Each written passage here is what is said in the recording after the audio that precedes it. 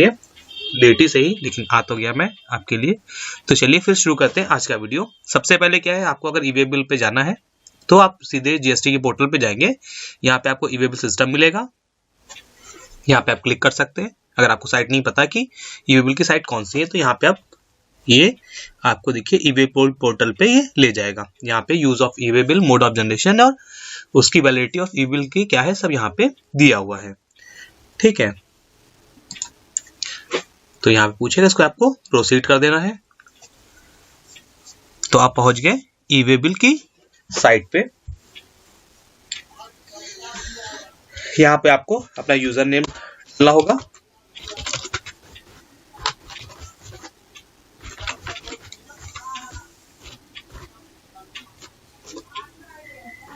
User name password डालने के बाद आपको यहाँ पे लॉगिन करना होगा। और आपको पता नहीं कि यूजर नेम और पासवर्ड आपको कैसे चाहिए या वो कैसे बनाना है, तो आप उसकी मेरी वीडियो देख सकते हैं जिसमें मैंने बताया है कि अपना रजिस्ट्रेशन कैसे करना है। ठीक है, उसके बाद आपको लॉगिन पे जाना होगा। तो आपका ये पोर्टल पूरा खुल के आ गया है ई-वे बिल का। यहाँ पे आपको ई-वे बिल आपको जनरेट करना है। तो ई-वे बिल जनरेट करने के लिए आपको क्लिक करना होगा ई-वे बिल पे। ठीक है, इसके दो ऑप्शन है, एक ई-वे बिल ये वाला और एक consolidate e-way bill. Consolidate e-way bill means होता है कि आपको कई सारे एक साथ करने बल्क में, तो आप यहाँ पे बल्क में कर सकते हैं। और सिंगल करना है तो आप यहाँ पे सिंगल कर सकते हैं। तो यहाँ पे आपको जनरेट न्यू करना होगा।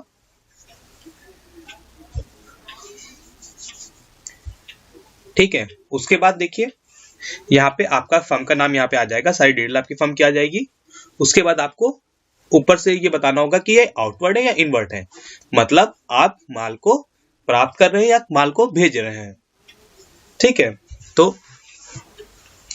अगर आप माल को मंगवा रहे हैं यानी परचेज कर रहे हैं और सेल कर रहे हैं, ठीक है, क्योंकि यहाँ पे आउटवर्ड इनवर्ड इसलिए है क्योंकि उसके बाद के जो कॉलम जैसे सप्लाई है, एक्सपोर्ट है, जॉब वर्क है, उस पर क्योंकि वो सेल परचेज नहीं होती है, तो यहाँ पे इसलिए वर्ड यूज हुआ आउटवर्ड और इनवर्ड, यानी माल का आना और माल का जाना, वर्ड यहाँ पे यूज हुआ है। ठीक है, तो अगर आपको माल आपके पास आ रहा है तो वो इनवर्ड, और आपको माल जा रहा है तो आपका आउटवर्ड। ठीक है, अगर आप यहाँ आउटवर्ड की जगह इनवर्ड कर देंगे तो आपकी पोजीशन चेंज हो जाएगी, यहाँ नीचे आ जाएगी, क्योंकि आपको माल आ रहा है। और आपको माल अगर जाना होगा तो आउटवर्ड, यानी आप माल भेजेंगे किसी को तो आपकी पोजीशन ऊपर होगी। ठीक है, ये चीज आपको क्लियर हो गई होगी। उसके बाद सेकंड आता है सब टाइप। सब टाइप मतलब यहाँ पे आप जो माल भेज रहे हैं या पा रहे हैं वो है क्या एक्चुअल में, सप्लाई है, एक्सपोर्ट है, जॉब वर्क है। ठीक है, अगर सप्लाई समझ में आता है, सिंपली लोगों का सप्लाई सेल परचेज है तो वो सप्लाई में आएगा। एक्सपोर्ट कर रहे हैं कोई चीज, यानी बाहर से मतलब वो कर रहे हैं, एक्सपोर्ट कर रहे हैं, तो यहाँ पे आ जाएगा। जॉब वर्क यानी किसी को माल आप बनने के लिए देते हैं अपना गुड्स, तो वो जॉब वर्क में आ गया। ठीक है, तो इसी तरह आप सब लोग समझ गए। ऐसे फेयर किया मतलब एग्जीबिशन के लिए लगाया आपने माल, तो उसके लिए जा रहा है तो आप यहाँ पे कर सकते हैं। लाइन सेल है, अपने खुद के यूज के लिए कर रहे हैं तो यहाँ पे आपको क्लिक करना होगा। आपको रिसिपेंट नहीं पता है उसके लिए यहाँ पे एसकेडी सीकेडी, मतलब आपको कोई भी सामान पार्ट्स में भेज रहे हैं, एक सिंगल सामान पार्ट्स में भेज रहे हैं कई भाग में, तो इसमें आ जाएगा आपका, और बाकी अदर में ये। तो आपको एक क्लियर हो गया होगा ये दोनों चीजें, ट्रांजेक्शन टाइप और सब टाइप। उसके बाद आपका थर्ड आता है डॉक्यूमेंट टाइप। ये तो आपको क्लियर ही होगा। टैक्स इनवाइस आपका सिंपल टैक्स इनवाइस के लिए होता है। बिल ऑफ सप्लाई यानी आपका मोस्टली कंपोजिशन के लिए हुआ। Bill of entry, delivery challan, credit note और अदर्स आपका, तो ये डॉक्यूमेंट टाइप आपको भरना होगा यहाँ पे। ठीक है, ज्यादातर आप लोगों का टैक्स इनवाइस ही रहता है, लेकिन आप लोग देख लीजिएगा इसमें से जो भी आपका होगा उसको उचित आप अपना चुन लीजिएगा। ठीक है, अगर कोई कंपोजिशन वाला भेजेगा कोई माल तो वहां पे बिल ऑफ सप्लाईज को चूज करना होगा in comparison of tax invoice. ठीक है, अब यहाँ पे टैक्स इनवाइस का मान लीजिए नंबर डालेंगे आप यहाँ पे। ठीक है, डॉक्यूमेंट डेट आपकी होगी ये। ठीक है, उसके बाद फिर आपकी जो डिटेल है यहाँ पे आपको मिलेंगी fill, GST number, address, place, और ये सब आपको फिल मिलेगा। उसके बाद आपको दूसरी पार्टी का जीएसटी नंबर डालना होगा। जैसे आप जीएसटी नंबर डालेंगे ना, वो आपका आ जाएगा फिल होके। अगर आप अपना नाम चाहते हैं यहाँ पे डालना, नहीं आ रहा लिख के, तो यहाँ पे अपना नाम भर भी सकते हैं फर्म का। ठीक है, यहाँ पे आप अपना नाम भर भी सकते हैं फर्म का। उसके बाद ये तो आपका चीज कंप्लीट हो गया फ्रॉम टू। उसके बाद बारी आती है आइटम डिटेल्स की। ठीक है, तो आप यहाँ पे आइटम डिटेल्स डालेंगे यानी प्रोडक्ट का नाम डालेंगे, वो क्या चीज है। जैसे मान लीजिए ये मोटर पार्ट्स है, ठीक है, ये हो गया। और ये क्या है, मान लीजिए ब्रेक शू, ठीक है, ब्रेक शू है, ये आपने यहाँ पे डाल दिया। ठीक है, उसके बाद उसका HSN कोड आपको यहाँ पे मिनिमम 2 अंकों का डालना है। ये देखिए आपकी ये जो रेड वाली है यहाँ पे ये वैल्यू मैंडेटरी है आपको डालने के लिए। देखिए आपको पिन कोड यहाँ डालना मैंडेटरी है, जिससे आपका डिस्टेंस क्लियर होता है कि इनके बीच में कितनी दूरी है। ठीक है, उसके बाद फिर आपका ये चीजें क्लियर हो गई। उसके बाद फिर क्वांटिटी डालनी है। क्वांटिटी कितनी है आप उस हिसाब से डाल लीजिए। जैसे मान लीजिए आपने किसी को 50 kg भेजा तो यहाँ पे 50 kg लिखेंगे, लेकिन आपको यूनिट्स जो है इनमें से ही यूज करनी होगी। जैसे यहाँ पे देखिए लिखी हुई है, बैग्स के लिए BGS यूज करना है, ठीक है, और यहाँ पे क्विंटल्स के लिए QTS। इस तरह से आपको इन्हीं उसमें से आपको यूज करना होगा। आपको अलग से कोई भी यूनिट अगर आप यूज करेंगे तो वो यहाँ पे लेगा नहीं। ठीक है, तो अगर आपको कुछ अपने मन से अगर कुछ करेंगे तो यहाँ पे वो अपने आप को क्लियर वो करेगा ही नहीं। किलोग्राम्स के लिए आपको KGS लिखना होगा। ठीक है, जैसे मान लीजिए हम यहाँ पे लिख देते हैं KG, उसको बता देगा कि वो आपकी देखिए इनवैलिड UQC, और जब हम लोग यहाँ पे KGS लिखेंगे तो उसको वो सही कर देगा यानी ओके कर देगा। ठीक है, यहाँ पे जो रेड वाली है ये मैंडेटरी फील्ड है इस ईवे बिल के लिए। देखिए यहाँ पे इंडिकेट जो कर रही है यहाँ मैंडेटरी फील्ड है ईवी बिल के लिए, और जो ग्रीन से इंडिकेट है वो मैंडेटरी फील्ड है GSTR 1 के लिए। ठीक है, अब यहाँ पे आपको टैक्सेबल वैल्यू डालनी होगी। टैक्सेबल वैल्यू जो भी होगी आप यहाँ पे उसको फिल करेंगे। जैसे मान लीजिए 10,000 हो रही है। ठीक है, उसके बाद आपको टैक्स रेट फिल करना होगा। ठीक है, टैक्स रेट जो होगा वो इस प्रकार से होगा, इसको ध्यान रखिएगा। CGST यानी ये कॉलम, SGST ये कॉलम, यहाँ पे IGST का कॉलम बंद है क्योंकि दोनों के GST नंबर आपके विद इन स्टेट के हैं, इसलिए यहाँ पे ये वो है। और अगर ये अलग अलग स्टेट के होते, ये अलग स्टेट का और ये अलग स्टेट का, तो यहाँ पे वो IGST ओपन होता, CGST SGST बंद होता। ये देखिए ये वाला आपका जो कॉलम है सेस का है, तो इसको आप बहुत ध्यान से भरिएगा। ठीक है, अब एक बार फिर से मैं बता दूं, ये आपका CGST का है फर्स्ट कॉलम, ये SGST का है, ये सेस का है। यहाँ पे IGST इसलिए बंद है कि ये दोनों मैंने जो GST नंबर डाले हैं वो एक ही स्टेट के डाले। जब आप इंटर स्टेट करेंगे, ठीक है, तब आपका ये IGST आपको ओपन मिलेगा, CGST SGST यहाँ पे बंद मिलेगा। ठीक है, अब यहाँ पे मान लीजिए ये CGST मान लीजिए 9% है और SGST 9% इस माल पे, यानी टोटल 18% GST है। ठीक है, आपको 9% लिखते ही ये देखिए टोटल अपने आप से कैलकुलेट कर लेगा। आपको बस कुछ नहीं करना है। ठीक है, आप लोग भी फिर समझ लीजिए, प्रोडक्ट नाम डालिएगा, डिस्क्रिप्शन डालिए, HSN कोड डालना मैंडेटरी है। ठीक है, ये आप मिनिमम 2 डिजिट का डाल सकते हैं, मतलब कम से कम आपको 2 डिजिट का डालना ही डालना पड़ेगा, ये मैंडेटरी है, ये चीज ध्यान रखिए।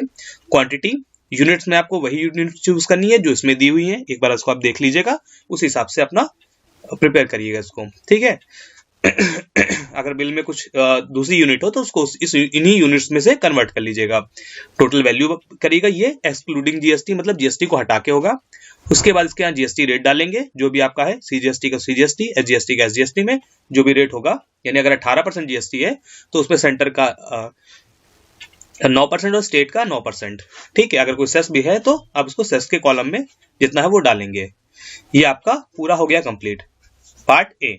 अब पार्ट बी जब देखते हैं यहाँ पे, तो आपको यहाँ पे देखिए अप्रॉक्स डिस्टेंस इन किलोमीटर लिखनी है। ठीक है, ये जो है अप्रॉक्स डिस्टेंस बिटवीन कंसाइनर और कंसाइनी प्लेस, मतलब इन दोनों की प्लेस की जो डिस्टेंस है वो आपको यहाँ पे लिखनी पड़ेगी, वो यहाँ पे आपकी मैंडेटरी है। मान लीजिए यहाँ पे 12 किलोमीटर है तो आपको 12 किलोमीटर यहाँ पे लिखना पड़ेगा आपको। ठीक है, अब आपको ये चीजें पूरी क्लियर हो रही हैं। उसके बाद फिर यहाँ पे देखिए 2 चीजें हैं, या तो ये भरिए या तो ये भरिए। ठीक है, इसमें क्या है आपको ट्रांसपोर्टर का नेम भरना है, ट्रांसपोर्टर ID, ठीक है, और डॉक्यूमेंट नंबर ये सब है ना, लेकिन इसमें जो मैंडेटरी फील्ड है वो आपकी ट्रांसपोर्टर ID है।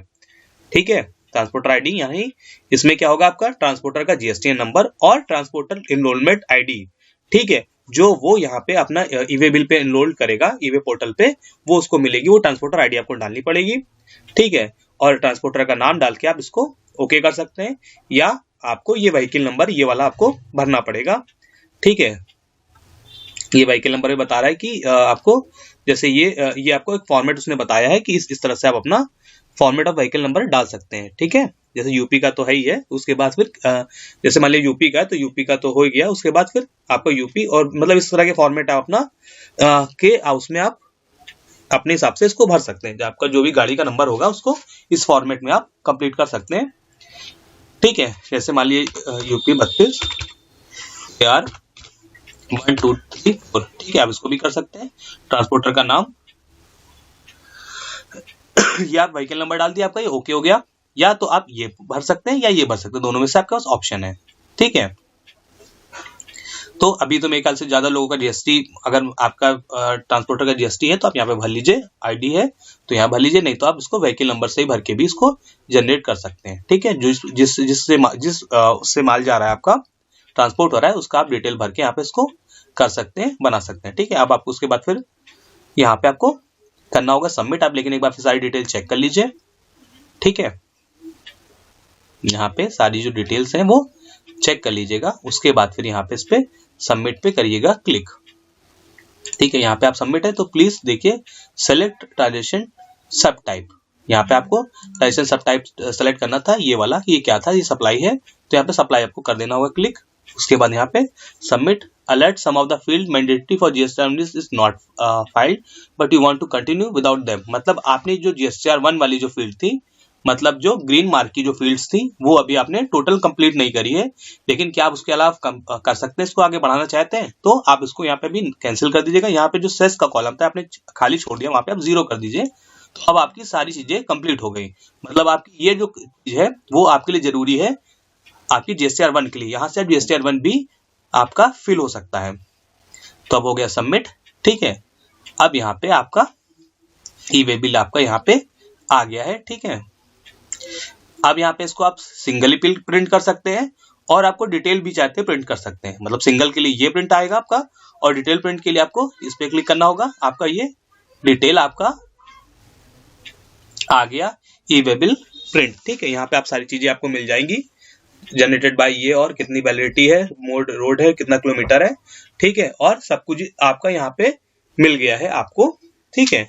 तो आपका ये ई वे बिल हो गया है कंप्लीट, ठीक है। अब आपका सबसे मेन बात है, कंप्लीट तो आपका हो गया, लेकिन अब आपको क्या करना है कि इस ई वे बिल को करना है कैंसिल। मान लीजिए आपका कुछ हो गया गलती, ठीक है, क्योंकि अभी आप स्टार्टिंग है तो हो सकता है आपका स्टार्टिंग में बहुत सारी गलतियां आपसे हो, कुछ गलत आप भर दें, या मान लीजिए अगले की कुछ गलती हो, तो आप उसमें क्या कर सकते हैं। तो आपको सबसे पहले क्या करना होगा, अगर मान लीजिए आपका ई वे बिल गलत हो गया है तो आपको घबराने की जरूरत नहीं, कहीं जाने की जरूरत भी नहीं है। आपका जो ई वे बिल है यहीं से हो सकता है कैंसिल। यहाँ ई वे बिल के कॉलम में जाइएगा और यहाँ पे देखिए, यहाँ पे कैसे जनरेट न्यू हो सकता है, बल्क में भी यहाँ जनरेट कर सकते हैं, यहाँ पे अपडेट पार्ट भी यानी व्हीकल का भी यहाँ पे अपडेट कर सकते हैं, एक्सटेंड वैलिडिटी कर सकते हैं, यहाँ पे कैंसिल कर सकते हैं, और प्रिंट ई वे बिल को दोबारा भी प्रिंट कर सकते हैं। यहाँ पे आपको कैंसिल करना होगा, ठीक है। अब आपको वो ई वे बिल नंबर यहाँ पे डालना होगा जो आपने जनरेट किया होगा, ठीक है।